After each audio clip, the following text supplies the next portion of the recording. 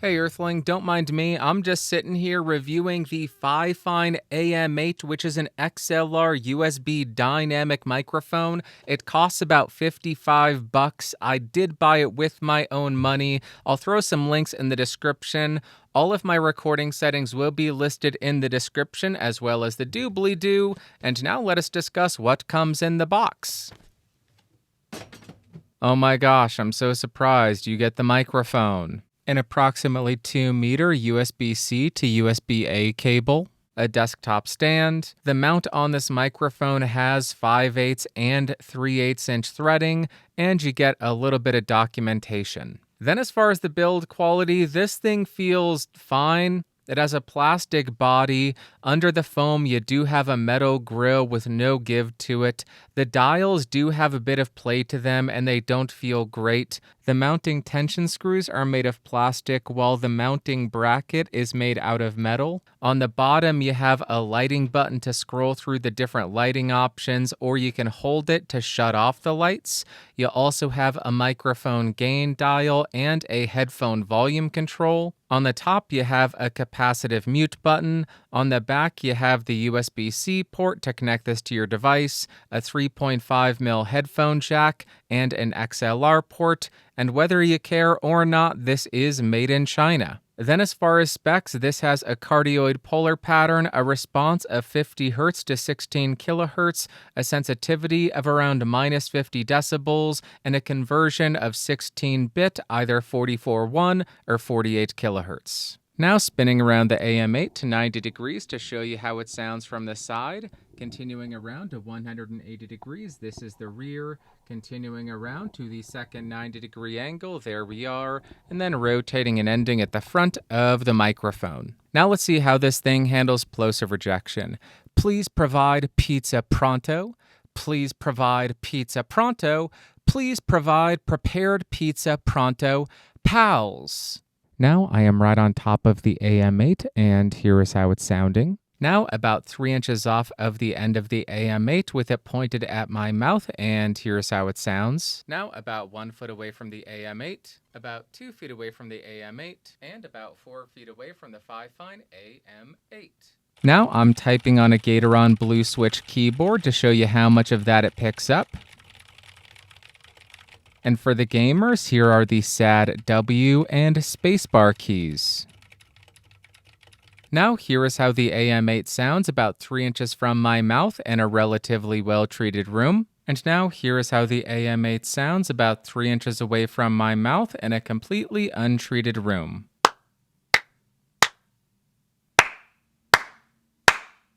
Now I'm going to tap on the microphone to see if there are any kind of resonant frequencies.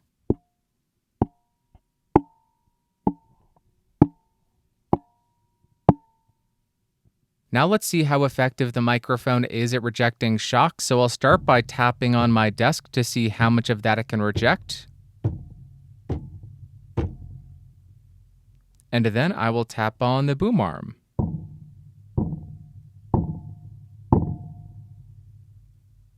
Now let's see how the mute button is implemented, so I will keep talking. I will unmute myself, I will mute. Then I will unmute myself, and that is how the mute is implemented. Now let's hear if there's any significant difference between the XLR and the USB output. So USB is recording 16-bit 48 kHz. XLR is running through the Focusrite 18i 22nd gen, gain around 4 o'clock, recording 2448. I will have been switching back and forth between them so you can hear if there is any noticeable difference in tone or just quality. And yes, I need to hold up the microphone because the screws on this are so weak. If I let it go, it just flops over. It is a really crappy mounting system, but there you go. XLR versus USB. Do you notice any big difference? Now I have the microphone on the provided desktop stand, and when I place it on the desk in front of me, it ends up about 10 to 12 inches from my mouth. I had to increase the gain to 100% to get a healthy level, and here's how it sounds at this distance if you use the provided stand. What if I were to bump my desk while talking? Looks like it picks up a lot of that. What if I were typing on a clicky keyboard while this was on my desk? Does it pick that up a lot compared to my voice? There you go. That is how the provided desktop stand performs with this thing. Now let's compare the AM8 to a bunch of other microphones because that is useful information for you to have. This is the AM8, 3 inches off of the end of it with the gain on the mic set at 12 o'clock. Let's hear the first comparison. This is the Samson Go Mic on the Cardioid pattern, about 3 inches off with my input level set at 9.3%. This costs between $20 and $50. And there you go. Affordable mic against affordable mic. Why did I call it B-mic? Back on the Fifine AM8, here is how it sounds. Let's hear another mic. Now I'm on the Samson Q2u, about 3 inches off with my input level set at 37%, 16-bit 48 kilohertz. This microphone costs about $70. It is also XLR and USB, so a direct competitor to the AM8. Let's move on. Here is another palette cleanser on the AM8 just so you can hear it. Let's go to another microphone. Now I'm on the Fifine K688, about 3 inches off. Gain on the microphone is set at about 12 o'clock, 16-bit 48 kilohertz. This microphone costs about $73, so a little bit more than the AM8. There you go, K688 versus AM8. Hey, I'm back on the Fifine AM8 just so you can hear how it sounds before we hear more mics. Now I am on the SE Electronics SEV7, about 3 inches off, running into the Focusrite 18i20 2nd Gen, gain set at about 4 o'clock, recording 24-bit 48 kilohertz. This microphone costs about $100, and here is how it sounds compared to the AM8. Here I am on the AM8 again. This is being recorded 16-bit 48 kilohertz. Let's move on. Now we're on one of the most popular microphones of all time, the Shure SM58, 3 inches off. Gain on the 18i20 is still set at around 4 o'clock. This microphone also costs about $100, and here's how the 58 sounds like compared to the AM8. All right, here we are on the Fifine AM8, your auditory Q-tip. Let's go to another microphone. Next, I'm on the Audio Technica AT2040 USB, about 3 inches off, input level set at around 37%, recording 24-bit, 48 kilohertz. This microphone costs about $150. It is just USB, and there you go, 2040 versus AM8. All right, I'm back on the Fifine AM8 again. Nothing has changed. Check the lower third, and let's move on. Now I'm on the Shure MV6, about 3 inches off, with my input gain set at 15 dB. The tone is set to 50% dark, recording 24-bit 48 kilohertz. This microphone is only USB, and it costs about $150. And here's how it sounds compared to the AM8. This is the AM8 again. I keep saying the same thing. Let's go to more mics.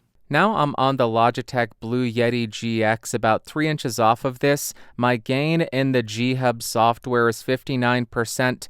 All of the Blue voice processing is disengaged. This microphone costs about $150, recording 24-bit 48 kilohertz.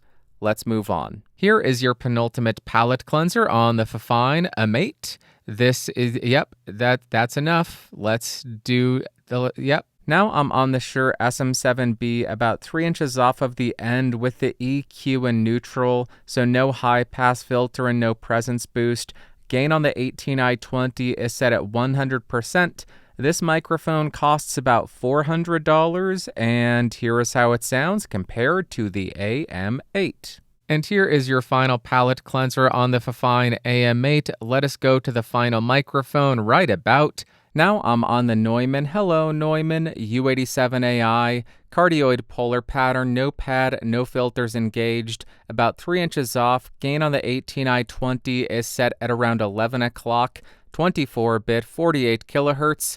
This microphone is a large diaphragm multi-pattern studio condenser. It costs around $3,700, so this is a direct and fair comparison between this microphone and the $45 AM8. Let's go to the music test.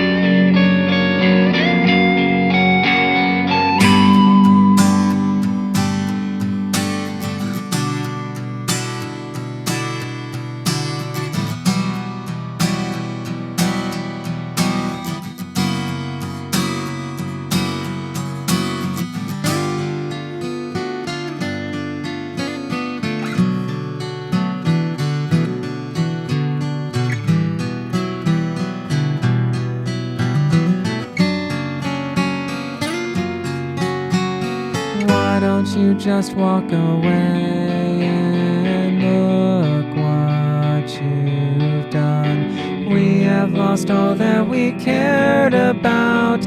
Pizza mat floor, and now you must meet my door. This isn't a joke. If you drop a pizza and ruin it, I'm kicking you to the curb, dude. Get the heck out. And let's get the heck out of this video and move on to the conclusion. I was just going to play guitar until this car shuts off or goes away, but I'll just start. For $50, this thing is offering an insane amount of value. The car is gone. I can put the guitar down. The first pro of this thing has to be the price. At $45 to $55, that is just insane. Another big pro for this thing is the fact that it can output XLR and USB simultaneously. That is super helpful as far as upgrade paths, or if you want to back up a recording, run over USB to your computer, and then XLR out to a recorder. Just a really useful feature to have. I also thought it did a really respectable job at background noise rejection.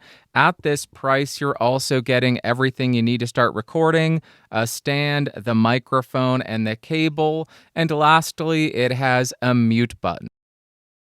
That's always helpful. And then as far as cons, the first one for me is the weak tension screws, because if you're using an XLR cable or headphones and there's any tension on those cables, it's just going to yank the microphone out of position and make it really difficult to have any kind of consistency there. I also found that there is a little bit of resonance. It's not the most noticeable thing, but it is there. I had to remove that XLR cable because I'm not going to hold this thing for the rest of the video. I also dislike that there's no easy way to mix between zero latency monitoring and computer playback. Also, the conversion is limited to 16-bit, albeit that is not the biggest deal, especially for this price. The sound quality is pretty darn good, and if you're live streaming, podcasting, voice chatting, nobody's really going to care. And then to get very nitpicky, the mute button is immediate. There's no fade in or out. So if you yourself in if you mute yourself mid-sentence, sometimes there's a pop or a click. And now, what are my overall thoughts and opinions of the Fifine AM8? As far as the overall sound, I would classify this as slightly V-shaped. It has a rather robust bass and a low mid-section. The mids aren't necessarily recessed or scooped, but they do take a back seat to the bass and the highs. Then you get a little bit of a treble boost and then a touch of extension into the air, but then it just rolls those off when you get a little bit higher. On the electric guitar, I think this is just fine. I think it gives you a very punchy treble region. If you have a lot of treble, it may not be the most pleasant, but it is far from the worst that I've heard. On the acoustic guitar, the treble is forward and pretty clear, and for a dynamic microphone, I was pretty surprised by this thing. I didn't hate it. For singing vocals, I found the low mids to be a little bit overpowering if you're close miking, so just back off of this thing or throw on a bit of EQ and high pass.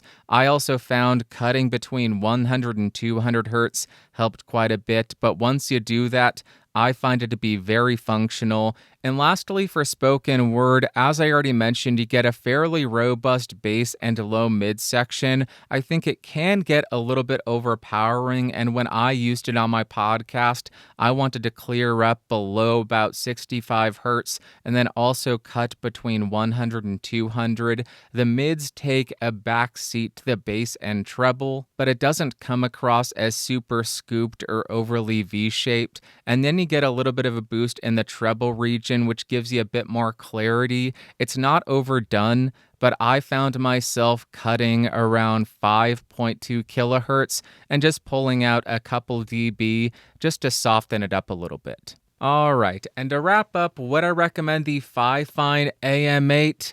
I want to say yes, but I am leaning towards kind of. The reason I want to say yes is as far as the functionality, I think this is great. XLR and USB, one of my favorite features. You have a mute button, absolutely fantastic. Tonally, I think this thing sounds really nice. Compared to some of the other microphones that are 3x the price, I preferred this. On top of that, it is insanely affordable, so it has a lot going for it. The reason I am saying maybe is because the mount of this yields one of its best features completely useless. You can't use the XLR cable because if the cable hangs off at all and you don't have some kind of tension relief to make sure it doesn't pull on it, it's just gonna flop about. If you have your headphones plugged in and the cable yanks it all, the microphone's gonna go flying around. So it yields one of the best features, the XLR and USB output. Pretty much useless in my opinion unless you are incredibly careful with it. So if you're going to be using the XLR port and you are dynamic at all with your movements, if you don't have a way to tension relief the cables or something like that, I would say avoid this because the XLR port, you can't really use it without having extremely inconsistent audio because you're going to have to reset the microphone every 5 seconds. On the other hand, if you don't use the XLR, you're not going to, or if you can tension relief it, you're not very dynamic with your movements, and your setup is static, and you don't want to use the headphone port, I think this thing sounds really good. It does have a few limitations, but for the price, I think this is an incredible sounding starter microphone that you can grow with, and then after a little bit of time, upgrade to a higher quality mic.